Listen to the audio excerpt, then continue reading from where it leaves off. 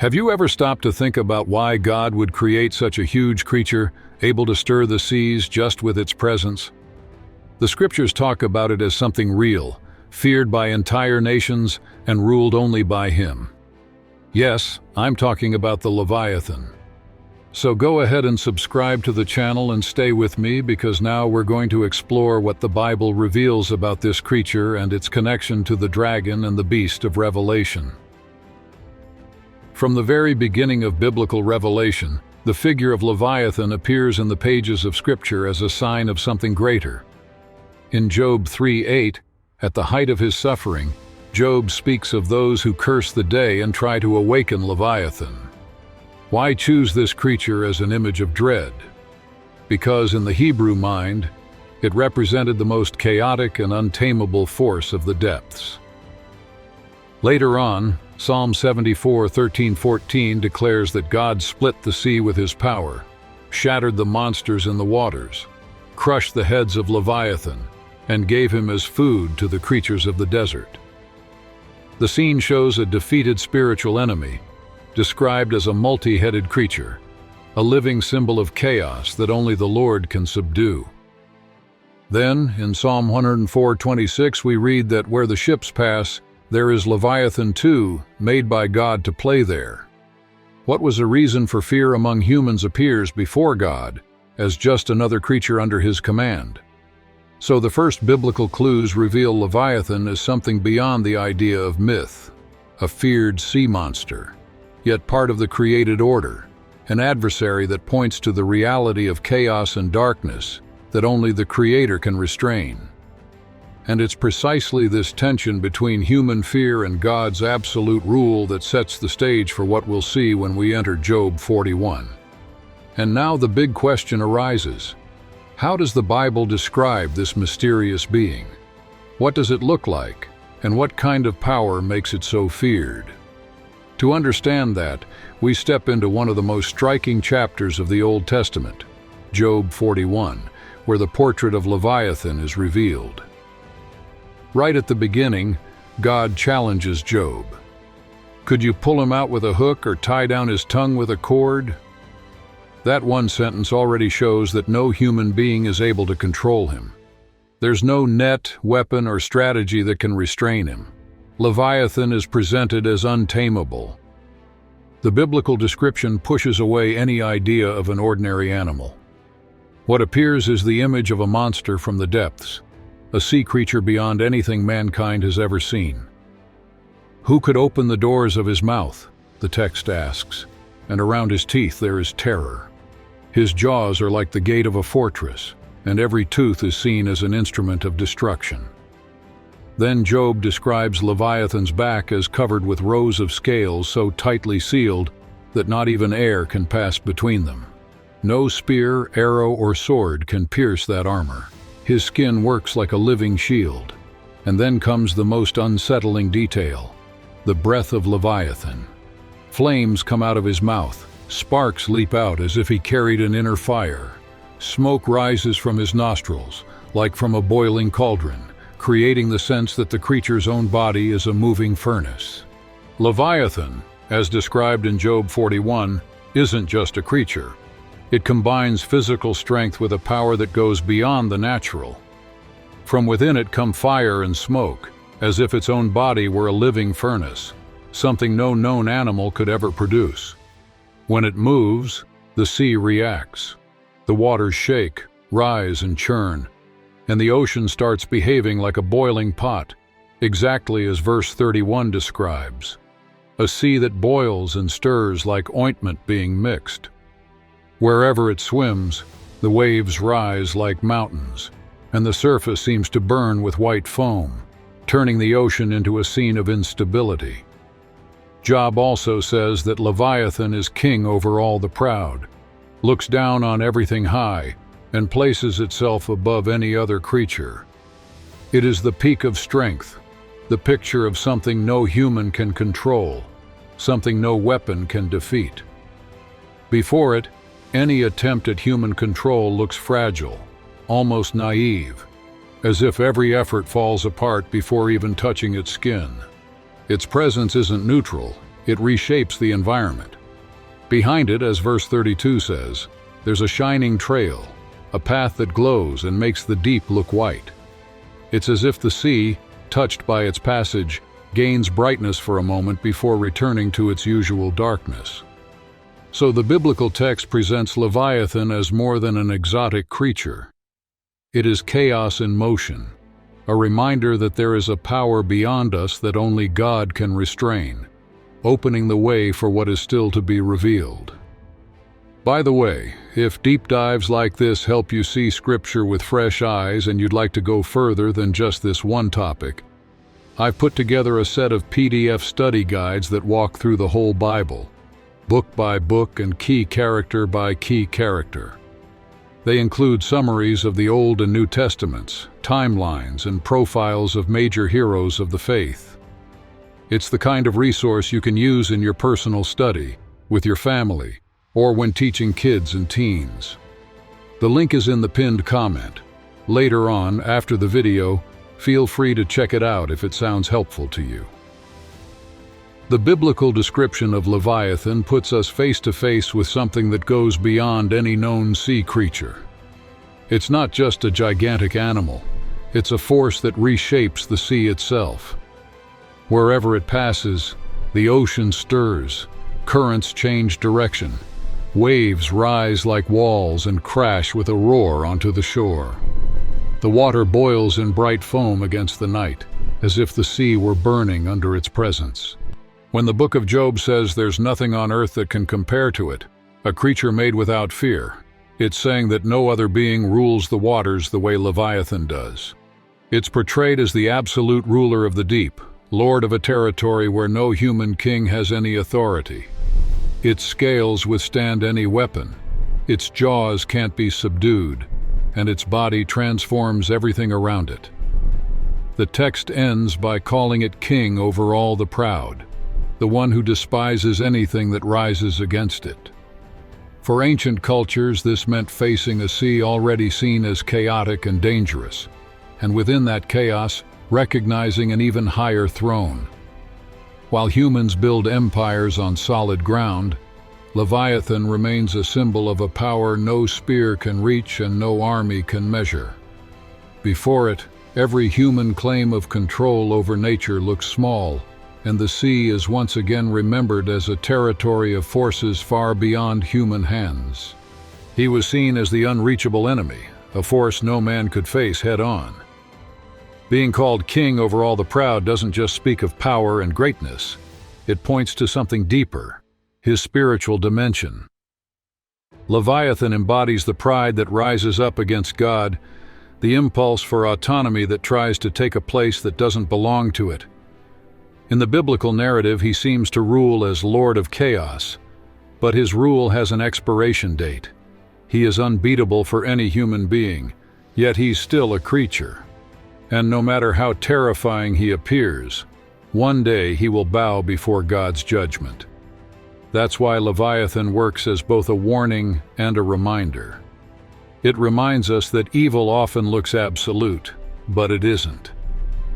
After all the description of his fangs, his armored body, and his reign over the deep waters, the question arises, why did God show all this to Job? The image is instructive. There are forces that no human effort can restrain. No one awakens Leviathan and stays standing, so how could anyone face the Creator? God himself declares, "If you tremble before the creature, understand who stands behind all creation." So Leviathan isn't just a distant monster, but a mirror of the forces that still challenge us today. Unjust systems, hardened hearts, fears that seem to swallow hope. All of these remain, however, limited by the same sovereign hand. This passage reveals two striking truths.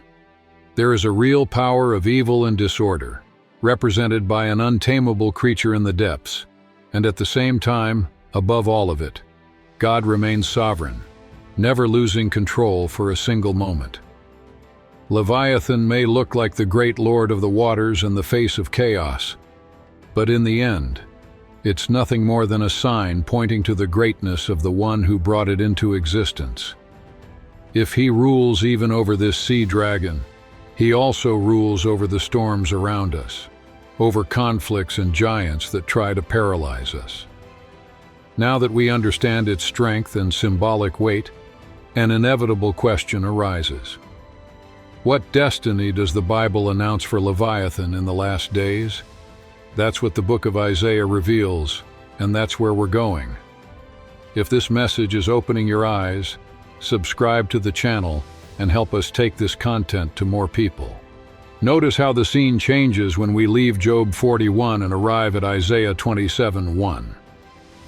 If before Leviathan seemed like an unbeatable creature, now the prophet reveals its final destiny.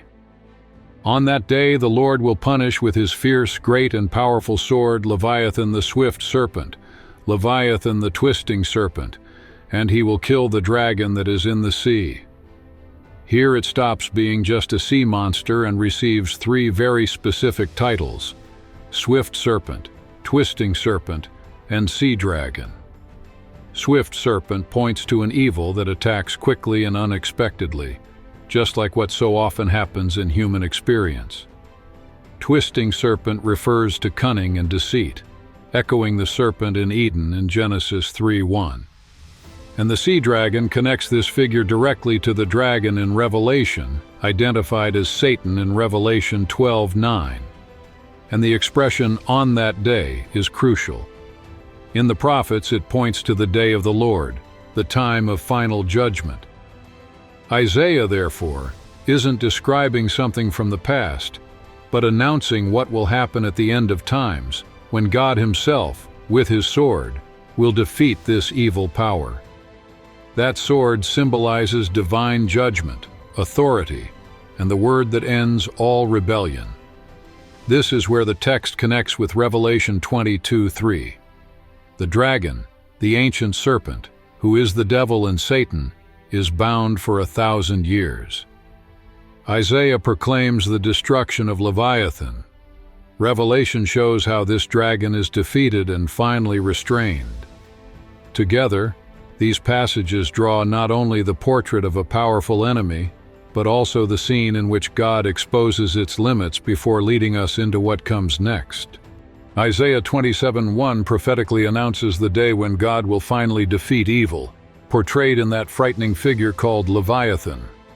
He isn't just a gigantic animal that lives in the deep waters, but the personification of chaos, the image of Satan and his activity in the last days. Scripture assures us that no matter how loud his roar or how impressive his strength may seem, the end of this creature has already been decreed by the Lord. In the Hebrew mindset, the sea was seen as the place of the unpredictable, the uncontrollable, the force that threatens to swallow human life. And it's from this turbulent setting that Leviathan rises, representing disorder, evil, and rebellion against the Creator. That's why Isaiah presents him as a twisting serpent and a dragon, images that make us look across the whole Bible. The serpent takes us back to Genesis 3, where Satan deceives in Eden. The dragon takes us to Revelation. In Revelation 13:1, John describes a beast rising out of the sea with 7 heads and 10 horns, receiving power, throne, and authority from the dragon. Just before that, in Revelation 12:9, that dragon is identified as Satan himself. So Leviathan comes to be understood as this spiritual power of evil that rises from the depths to challenge God and oppress humanity, an expression of spiritual chaos that will intensify in the end times.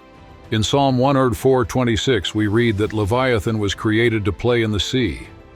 This shows that no matter how frightening it may seem, it is still a creature under God's absolute rule. That's why when the Bible uses Leviathan as a figure of Satan and spiritual chaos, it's not saying that evil runs wild, but that it acts only within the limits the Lord allows. Job 41 describes an enemy that seems impossible to defeat. Isaiah 27:1 announces that this power will be struck down by the Lord's sword. The message is clear. Evil is real, it is strong, but it has an expiration date. Then comes the big question. Are we looking only at a spiritual symbol, or also at a being that once swam, or still swims, in the deep waters? Scholars admit that more than 80% of the oceans remain unexplored. In regions where light doesn't reach and pressure crushes human machines, we don't know what hides there. And the Bible itself says, "There the ships go, and there is Leviathan, which you formed to play in it." Not as a legend, but as part of creation, a sign that both the visible and invisible universe still holds secrets that challenge science, faith, and our curiosity. And it's exactly in this meeting point between the biblical text and the mystery of the depths that the question about Leviathan keeps echoing for us today. This opens up a direct possibility. What if what we call a legend today was, for Scripture, an account of something real? Many try to explain Leviathan as a common animal. Some compare it to Nile crocodiles, but they're small compared to the description in Job 41. Others point to whales and sperm whales, giants of the sea, yet they have no scales and none of the fire the text mentions. There are also those who think of prehistoric creatures, giant marine reptiles, or even the megalodon. Still, something doesn't fit. The biblical account isn't just about size or strength. It describes a being whose breath sends out fire, whose nostrils release smoke, and whose passage makes the sea look like it's boiling. No known creature comes close to that. That's why many see Leviathan as something beyond an animal, maybe a unique being created to reveal God's greatness and authority over everything that exists. And then the unavoidable question arises: if the ocean still holds deep trenches and unexplored regions, would it really be absurd to imagine Leviathan hidden in those shadows? Every year, science records new marine species, some quite impressive, like the colossal squid. If creatures like that are still being discovered, what else could exist beyond the reach of our technology? And it's at this point that theology steps in and offers a key to keep exploring this mystery with a different kind of perspective. Leviathan isn't just a strange creature from the depths. In the Bible, it appears as a visible sign of something greater, the chaos and evil that try to take over the world. Some see it as a real sea animal that lived in ancient times. Others see it as a dark power that moves through history and reappears in prophecies about the end times. The questions remain open. Was it inspired by prehistoric creatures, by sailors' accounts, or by visions given to the prophets? The biblical text preserves this mystery, not to feed curiosity, but to point to the seriousness of the spiritual battle. Scripture itself doesn't treat Leviathan as a legend.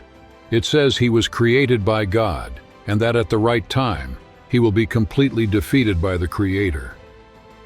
Isaiah 27:1 points to this final moment when it says that on that day the Lord will strike Leviathan, the swift and twisting serpent, and kill the dragon that is in the sea. The scene shifts from a simple monster to a figure that represents the forces that rise up against God. This image connects directly to Revelation, where the great dragon is identified as the ancient serpent, called the devil and Satan, who deceives the nations. Later on, it says that this dragon will be bound for 1,000 years until his final destruction. All of this forms a prophetic pattern. Behind Leviathan, there is a spiritual conflict that goes far beyond the deep waters. Leviathan is presented in the Bible as the personification of chaos and opposition to God, a figure connected to Satan who, in the last days, will be released to deceive the nations. He may roar like an untamable monster and rise like a threatening dragon against humanity, but his story already has a set ending. His rule has a limit, his strength is restricted, and his end is certain before the word and judgment of the Lord. When the prophecies talk about Leviathan in the final events, they remind us of two foundational truths. Evil will be unleashed with a level of intensity never seen before, but it will also be crushed with absolute authority. Victory doesn't belong to darkness, but to the God who reigns over heaven, earth, and even the depths of the abyss. Throughout this video, We've walked through Scripture. We saw the first references in the Psalms and in the book of Job, looked at the description of this being as an invincible sea creature, understood in Isaiah its role as the great sea dragon, and connected everything to Revelation, where its destiny is final destruction. Now I want to hear from you. Do you see Leviathan as a creature that truly lived in the seas, or do you see it as a spiritual symbol of chaos and evil acting throughout history? Write your opinion in the comments. I'll keep an eye on what you say there and maybe bring the most interesting reflections into a future study. And if you want to dive even deeper into the mysteries of the Bible, subscribe to the channel, leave a like, and share this video so more people can have access to these insights.